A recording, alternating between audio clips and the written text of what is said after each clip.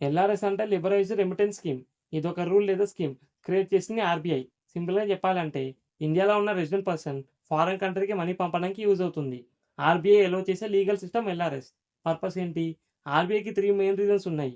Money flow track చేయడానికి, India నుండి ఫారెన్‌కి ఎంత మనీ వెళ్తుందో మానిటర్ చేయడానికి, ఇల్లీగల్ మనీ ట్రాన్స్‌ఫర్ ప్రివెంట్ చేయడానికి, బ్లాక్ మనీ లేదా హవాలా ట్రాన్సాక్షన్స్ అవాయిడ్ చేయడానికి, లిమిట్ కంట్రోల్ చేయడానికి, ఒక పర్సన్ అన్‌లిమిటెడ్‌గా ఫారెన్‌కి మనీ పంపకుండా కంట్రోల్ చేయడానికి.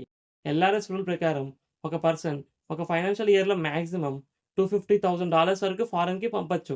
ఎగ్జాంపుల్ యూఎస్‌కి మనీ పంపాలి అనుకుంటే ఫైనాన్షియల్ ఇయర్‌లో టోటల్ $250,000 వరకు పంపొచ్చు.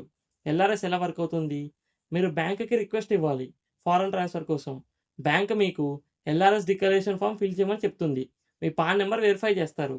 మీ ఇండియన్ రూపీస్‌ని ఫారెన్ కరెన్సీ అంటే యూఎస్‌డీగా కన్వర్ట్ చేస్తారు. మనీని స్విఫ్ట్ ట్రాన్స్‌ఫర్ ద్వారా ఫారెన్ అకౌంట్‌కి పంపిస్తారు. ఫారెన్ నుండి ఇండియాకి మనీ రిసీవ్ చేయడానికి ఎల్ఆర్ఎస్ అవసరం లేదు. ఎల్ఆర్ఎస్ ఓన్లీ ఇండియా నుండి ఫారెన్‌కి పంపడానికే యూజ్ అవుతుంది. ఎల్ఆర్ఎస్ ఎవరికి అప్లికేబుల్? ఇండియన్ రెసిడెంట్స్ లేదా ఇండివిడ్యువల్స్‌కి. కంపెనీస్‌కి సెపరేట్ రూల్స్ ఉంటాయి.